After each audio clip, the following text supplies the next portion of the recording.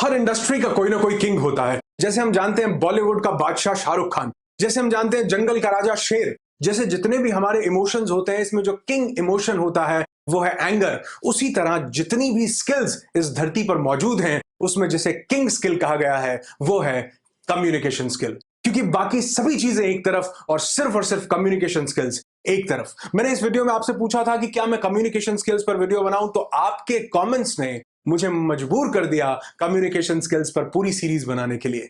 ये जो 2 दिन की हमारी कम्युनिकेशन स्किल्स की वर्कशॉप है, ये कुछ 3-4 वीडियोस में इसका एक्सट्रैक्ट, इसका निचोड़ निकाल के आपके सामने लेकर आया हूं। मैं हूं अनुराग ऋषि, एक ट्रांसफॉर्मेशनल स्पीकर और एक ह्यूमन पोटेंशियल ट्रेनर। आज एक मिथ दूर करना चाहूंगा कि communication skills is not only about communication. There are several other things which are the essential parts of communication skills. It is a 3-step process, 3-stage process, और जो communication है वो उसमें 3rd नंबर पर आता है। और communicate करने से पहले 2nd नंबर पर repo building आता है, और repo build करने से पहले 1st नंबर पर meeting process आता है। So before we jump up to the communication part, we need to understand the first 2 stages of communication skills. And the first thing is meeting. Meeting क्या है कि जब भी आप कम्युनिकेशन बाद में करेंगे, आप किसी से भी बातचीत बाद में करेंगे, पहले एक मीटिंग का प्रोसेस होता है। और मीटिंग का जो सबसे एसेंशियल पार्ट है वो है इंप्रेशन, या अगर आप पहली बार किसी से मिल रहे हैं तो वो है फर्स्ट इंप्रेशन। और बहुत से लोग आपने सुना होगा कहते हैं कि your first impression is your last impression. मैं नहीं मानता, लेकिन हाँ मैं ये जरूर बोलता हूं कि your first impression is your most important impression, जो कि आप क्रिएट करते हैं। और कई बार ये बदला नहीं जा सकता क्योंकि सामने वाले के दिमाग पर ऐसी छाप आप छोड़ देते हैं जिसे बदलना मुश्किल होता है। इसीलिए शायद कहते होंगे कि first impression is the last impression. तो ये जो फर्स्ट इंप्रेशन है ये क्रिएट कैसे होता है और कैसे कैरिज्मेटिक फर्स्ट इंप्रेशन क्रिएट किया जाए।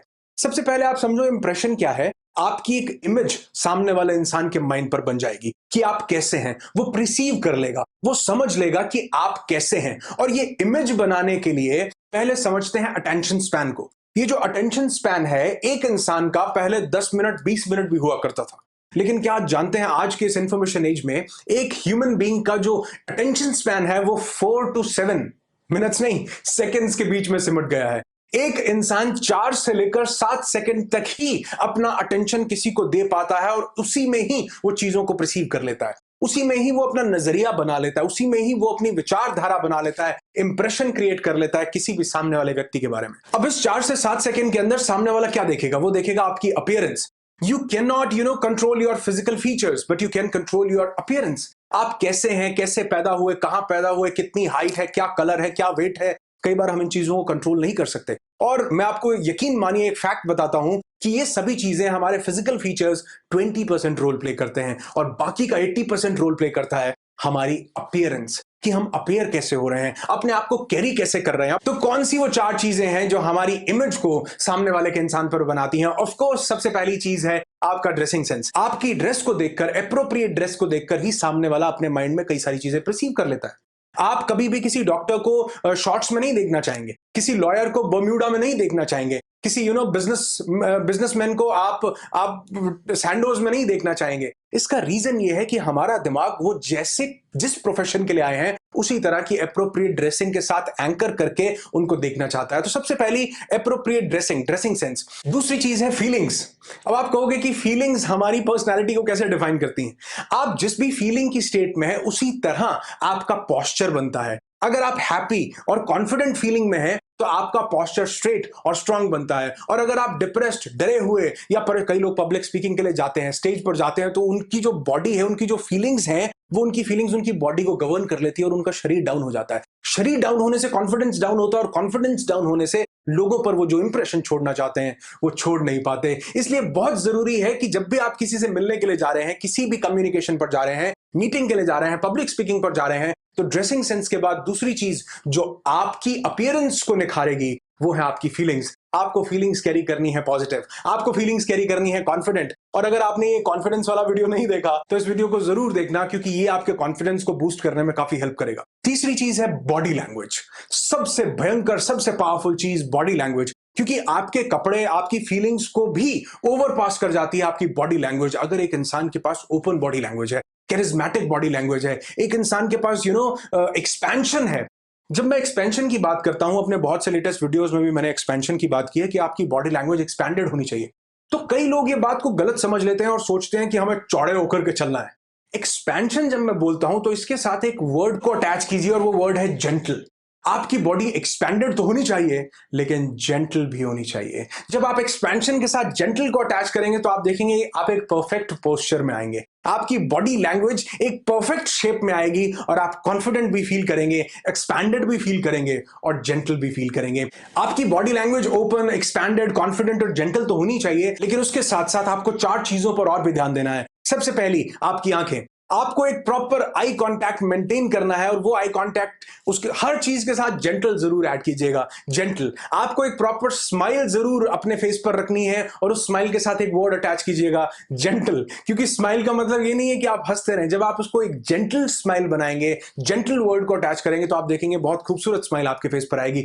तीसरी सबसे जरूरी चीज है आपके हैंड मूवमेंट्स, कि जब भी आप किसी से मिलते हैं आप हैंड शेक कैसे करते हैं, आपके हैंड मूवमेंट्स कैसे। तो ये सब चीजों का बहुत बारीकी से ये रोल प्ले करता है। आपको इनकी पूरी डिटेल में बताने वाला हूं आगे आने वाले वीडियोस में। जब हम बॉडी लैंग्वेज की बात करेंगे तो इन सब चीजों को मैं डिटेल में डिस्कस करूंगा। लेकिन अभी मीटिंग में हम इतना समझें कि हमको अपनी एक प्रॉपर ड्रेसिंग सेंस चाहिए, उसके साथ कुछ फीलिंग्स अटैच करनी होंगी जो हमारी एक इमेज को क्रिएट करेंगी, और उसके बाद एक प्रॉपर बॉडी लैंग्वेज को हमको वेयर करना पड़ेगा। And last and the most important thing, tone of our voice.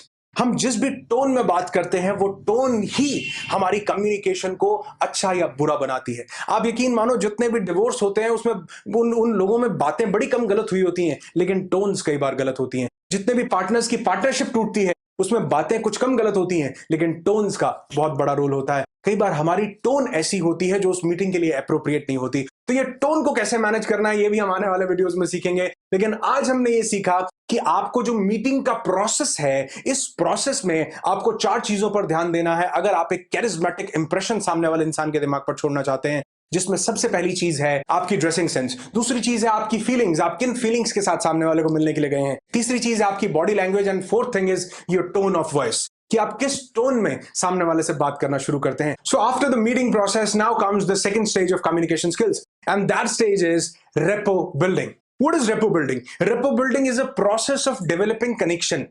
आपको दूसरे सामने वाले इंसान पर आपने अपनी एक इंप्रेशन छोड़ दिया, एक छाप छोड़ दिया, आपने उसके माइंड पर एक अपनी पिक्चर क्रिएट कर दी। अब इसके बाद जरूरी है कि आप उससे कनेक्ट करें, रेजोनेट करें, और ये कनेक्शन जितना ज्यादा स्ट्रांग एस्टैब्लिश होगा उतना ज्यादा बेटर कम्युनिकेट आप आने वाले टाइम में कर पाएंगे, उतना ज्यादा उसकी जो आपने इमेज अपनी छोड़ी है वो उसकी छाप कंफर्म और पक्की हो जाएगी, जितना अच्छा आप कनेक्शन एस्टैब्लिश कर पाएंगे। और कनेक्शन अच्छा एस्टैब्लिश करने के लिए कुछ चीजों को समझना बहुत जरूरी है।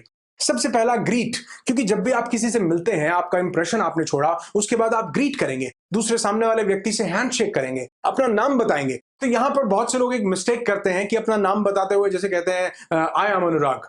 यहां पर आपको नाम से ज्यादा कुछ बताना है। आपको यह बताना है कि आप कौन हैं, किस लिए आए हैं, कहां क्या काम आपको, चाहे वो जानते हो फिर भी आपको यह चीज बतानी है, क्योंकि ऐसा करने से जितना आप अपने बारे में बताएंगे उतना ही सामने वाला इंसान आपको अपने बारे में बताएगा। जैसे आप कहते हैं कि आप अपना नाम बताते हैं कि हाय आई एम अनुराग, तो सामने वाला बंदा भी कहेगा कि हाय आई एम राजेश। आपको क्या करना है, आपको कहना है hi I am Anurag and I am the speaker of today's event. अब जब आप इतनी बात करते हैं तो सामने वाले की भी मजबूरी हो जाती है कि वो अपने नाम से ज्यादा आपको कुछ बताए, और यहां पर एक कनेक्शन एस्टैब्लिश होता है क्योंकि पहली बार में ही कुछ ज्यादा बातचीत होने लगी है। जब आप ये काम करते हैं इसके बाद जरूरी है कि आप सामने वाले ने जो अपना नाम बताया है, अगर आप उसे नहीं जानते थे तो उसके नाम को रट लीजिए, उसको अपनी मेमोरी में बिठा लीजिए, क्योंकि आपने पढ़ा होगा बहुत बार how to win friends and influence people में और बहुत सी बुक्स में कि आप जब सामने वाले इंसान का नाम याद रखते हैं और उसे उसके नाम से पुकार के बुलाते हैं तो ये उसके लिए जिंदगी में सबसे ज्यादा खूबसूरत सुनने वाली चीज हो जाती है, अपना खुद का नाम। तो ग्रीट करते हुए आपको एक कंप्लीट स्टेटमेंट उसे देनी है अपने बारे में, और उसका नाम जब आप सुने तो उसको आपको याद करना है। Second thing after greeting is find something common.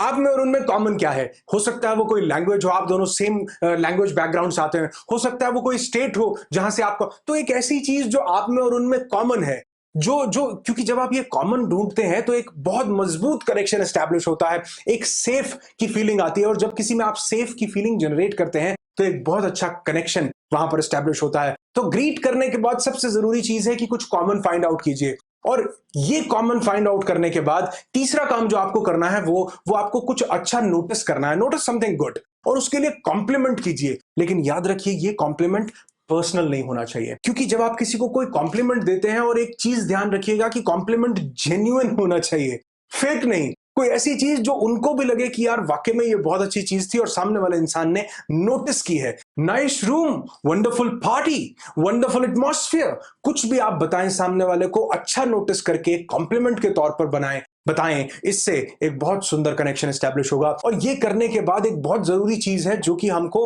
Rapport building में सीखनी है, और वो है बी अ गुड लिसनर। ये लाइन हमने बहुत बार सुनी होगी, लेकिन आज इसको सुनना है कि आपको एक अच्छा लिसनर नहीं, आपको कॉन्शियस लिसनर बनना है, आपको एक एक्टिव लिसनर बनना है। लेकिन हम बहुत बार ये गलती करते हैं कि हम सुनने की बजाय बोलना शुरू कर देते हैं, और जो हम बोल रहे हैं वो हो सकता है सामने वाले को कम पसंद हो या ज्यादा पसंद हो, लेकिन जो वो बोल रहा है वो तो अपनी पसंद से ही बोल रहा है। इसलिए जब आप सुनने का काम करते हैं तो आप सामने वाले की पसंद का काम कर रहे हैं। B a good listener and become an active listener. बहुत ध्यान से, कॉन्शियसली। और सुनने में एक बात कही जाती है कि सामने वाले इंसान को इसलिए न सुने कि आप उसके बाद क्या कहेंगे आप इसलिए सुन रहे हैं। आप सामने वाले इंसान को इसलिए सुने कि आपको बस सुनना है। शायद इसीलिए किसी ने कहा है कि being a good listener is one of the best ways to be a good communicator. एक अच्छा कम्युनिकेटर बनने के लिए पहले अच्छा लिसनर बनना पड़ेगा, सुनने की आदत डालनी पड़ेगी, तब जाकर के आप कम्युनिकेशन बेटर कर पाएंगे। तो ध्यान से दूसरे इंसान को सुने, और अगर आप ऐसा करते हैं तो एक कनेक्शन एस्टैब्लिश होगा, ऐसा कनेक्शन जो आपकी आने वाली कम्युनिकेशन की एक बहुत बड़ी नींव रखेगा। आने वाले कुछ वीडियोस में हम देखेंगे कि कैसे मीटिंग और रेपो क्रिएशन के बाद हम कम्युनिकेशन को एक कम्युनिकेशन स्किल्स में डेवलप कर सकते हैं। कौन कौन से कम्युनिकेशन में गैप्स रह जाते हैं कि एक इंसान अच्छा कम्युनिकेटर नहीं बन पाता, एक अच्छा प्रेजेंटर नहीं बन पाता। और ये भी मिथ मैं आपकी क्लियर करूंगा कि एक लैंग्वेज का पता होना ही कम्युनिकेशन स्किल्स नहीं है।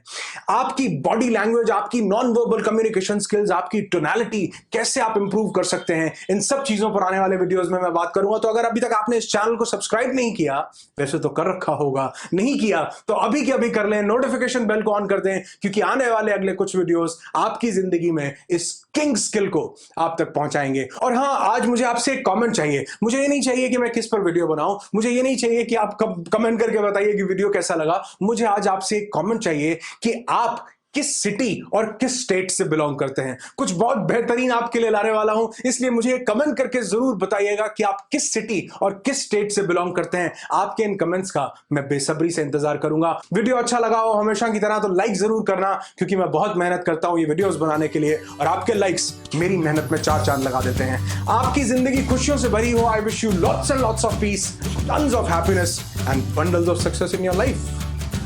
Be happy, be alive.